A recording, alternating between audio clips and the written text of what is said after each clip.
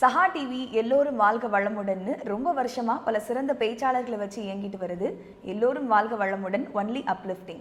So சஹா டிவிக்கு subscribe பண்ணுங்க, மறக்காம அந்த பெல் பட்டனையும் கிளிக் பண்ணுங்க. வீடியோஸ் பிடிச்சிருந்தா உங்க ஃப்ரெண்ட்ஸ்க்கு ஷேர் பண்ணுங்க.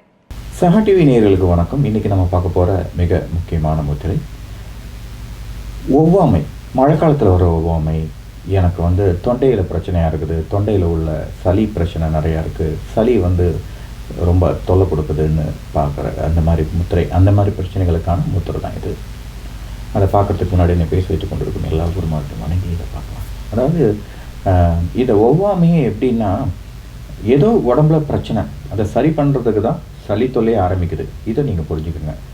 ரெண்டாவது ரெக்கமெண்டேஷன், காலை உணவை பழங்களை எடுத்துக்கிட்டோன்னா இது சரியாயிடும். என்னுடைய குருமாரில் ஒருவரான கவனகரையா நமக்கு அருளியது, அதை நீங்கள் ஃபாலோ பண்ணி பார்க்கலாம். மூணாவது விஷயம், வாதம் பித்தம் கஃபம் சரி பண்ணுற திரிஃபலாவை குடிச்சு பார்க்கலாம். இது எல்லாமே நம்ம அனுபவத்தில் இருக்கிற விஷயங்கள் தான். இப்போது இந்த முத்திரை எப்படி பண்ணுறதுன்னு பார்க்கலாம். இருக்கிறதுல இது ரொம்ப சிம்பிளான முத்திரைங்க. ஜஸ்ட்டு 3 பூதங்களை வச்சுட்டு இந்த ஆள்காட்டி விரலில் மட்டும் நீங்கள் இதை அழுத்தணும்.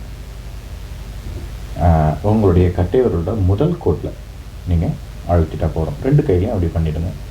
பண்ணிவிட்டு நீங்கள் ஜஸ்ட் 20 to 30 minutes ஜஸ்ட் கேஷுவலாக மூச்சை மட்டும் கவனிச்சிட்டு கேஷுவலாக இருங்க.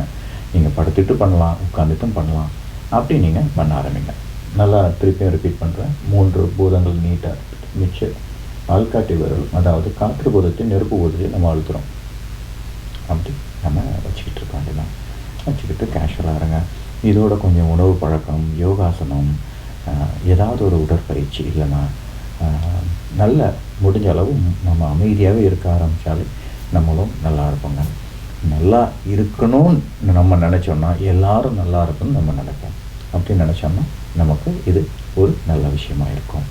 எல்லோரும் முத்திரைகளை பண்ணுவோம், இந்த பஞ்சபூதத்தை சமன்படுத்தி நம்மளும் நல்லா இருப்போம், சுற்றி உள்ளவங்களும் நல்லா இருக்கும்.